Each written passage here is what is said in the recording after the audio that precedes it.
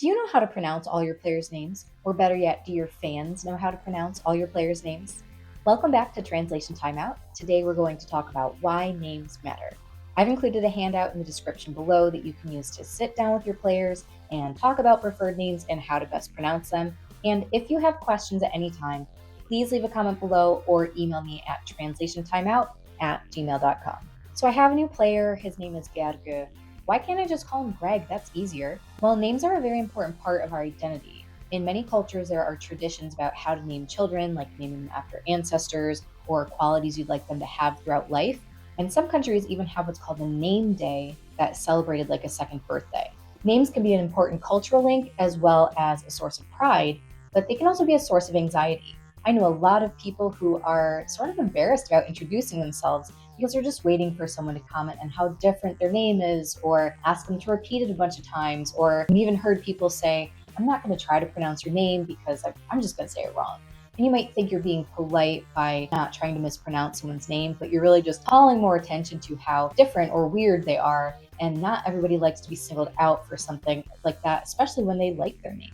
At the same time, there will always be people who don't care what you call them, or maybe they want an anglicized name because they just moved to a new country and they want to feel part of the mix. And that's fine as long as it's their choice.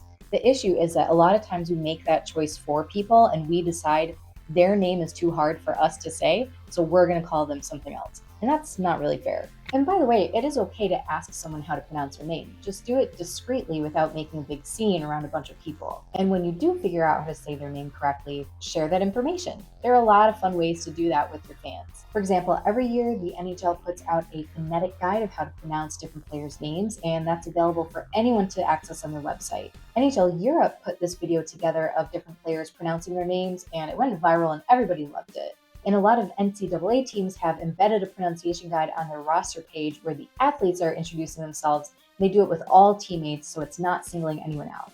By the way, I used this screenshot specifically because it features the #1 draft pick from the PWHL last year. And if you listen to the way she pronounces her name, it's Kristina Kaltonková, which might come as a surprise to you because a lot of broadcasters are calling her Kristina Kaltonkova.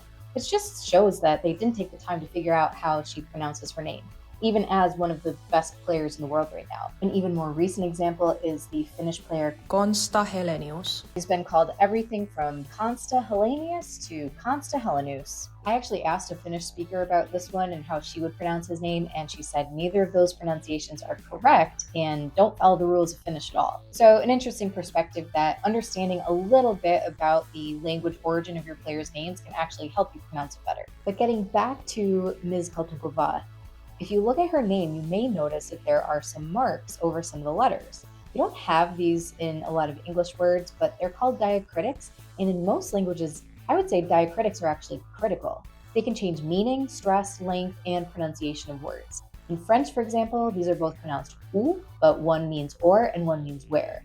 In Mandarin Chinese, we have ma, which means mother, and ma, which means horse. And this brings up another point. If you want to be inclusive, you want to use fonts that support special characters so you don't get something that looks like this. And in Hungarian, these O's are all read completely differently.